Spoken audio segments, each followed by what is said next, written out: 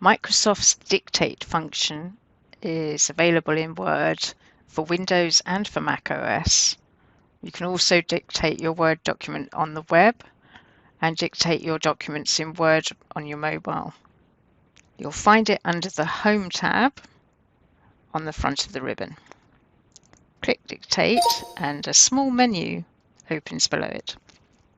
And you can see you can toggle the mic on and off whilst you're working, which I find useful as I have processing issues. So thoughts, streams of consciousness can be thorough or they can be broken.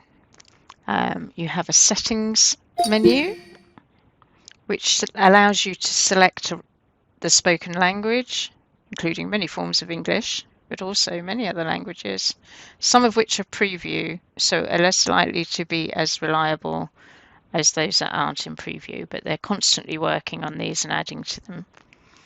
You also see you can select your microphone in here, so your preferred input, and for some reason it's chosen my webcam rather than my Jabras, so let me change that.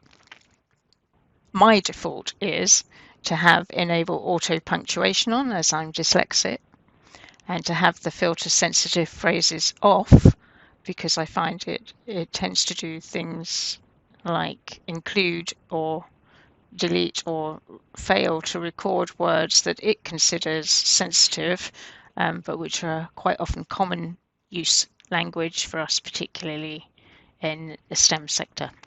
So save your settings. There's also access, as with all of the Office tools, to Microsoft's help function. So that opens the panel on the side of your window of your working document, where you can type in a search box for your assistance requirements. You can also close access to that menu with the usual close indicated with an X. Okay, so let's toggle the microphone on. So you can also use Dictate in Outlook, in OneNote, and in PowerPoint. It's not yet available in spreadsheets in Excel, for example. It's always under the Home tab. There may be some differences in access in programs like Outlook. We'll look at that next. So I like to use Dictate, particularly when I've got something new document-wise that I need to work on. I'm terrible when confronted with a blank white sheet of paper. Often this can be a real hurdle to get over to get started. So I find Dictate quite useful for just splurging out ideas quickly. Doesn't matter about the formatting or the punctuation, I know what I mean, and it just breaks up that white surface and enables me to get started. Once I've got something on there, then I can get into the flow of organising it, editing it, thinking about what's missing and all of the rest of it. It's much the same way that I would with a mind map, for example, for starting a new piece of work or a new project, thinking about it. So here we're in Outlook. Open a new email, put in who you're sending it to and your subject, and enable Dictate. And the same little menu opens over the top of your working email. It tells you it's listening to you with a little pop-up. And as you can see, as I speak, it's entering it into the email. But it's not doing the auto punctuation, which is interesting. So clearly it's not sure what to do. So it takes a bit of practice using the Dictate function and knowing what the commands are for implementing. So for example, full stop, and then new paragraph.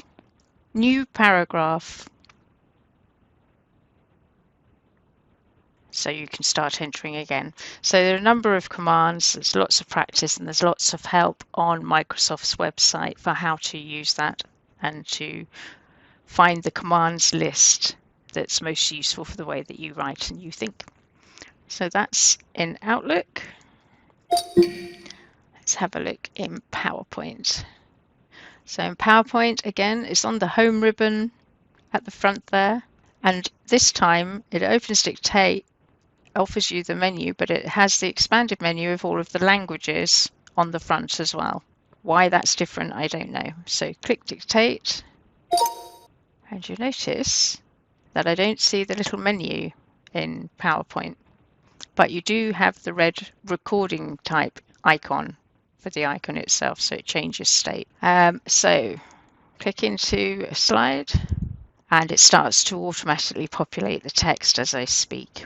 Again, it takes practice, and formatting wise for slides might be useful for getting your ideas down quickly, but you will need to go back in to make slides legible for your readers. You can also use it in the notes pane, which I find is more useful to me, and generally more where I would use it in PowerPoint than actually for the slide formatting.